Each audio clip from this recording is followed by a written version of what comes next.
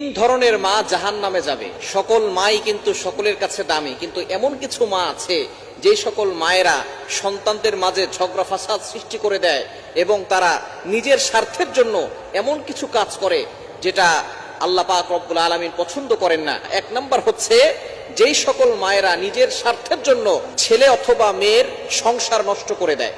বর্তমানে অনেক মা আছে মেয়েকে কুপরামর্শ দিয়ে স্বামীর থেকে সংসার নষ্ট করে দিয়ে স্বামীর থেকে বিচ্ছিন্ন করে দেয়, স্বামীর থেকে আলাদা করে দেয়।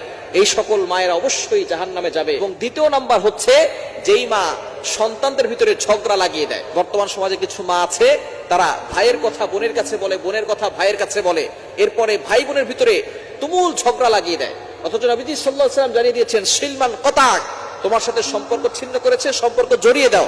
কিন্তু কিছু মা এমন আছে যারা সন্তান নিজের আপন সন্তানদের ভিতরে ঝগড়া লাগিয়ে দেয়। এবং তিন নাম্বার যেই মা অন্যায়ভাবে সন্তানকে অভিশাপ দেয়, অন্যায়ভাবে সন্তানকে অভিশাপ দেয় এবং সন্তানকে গালিগালাজ করে।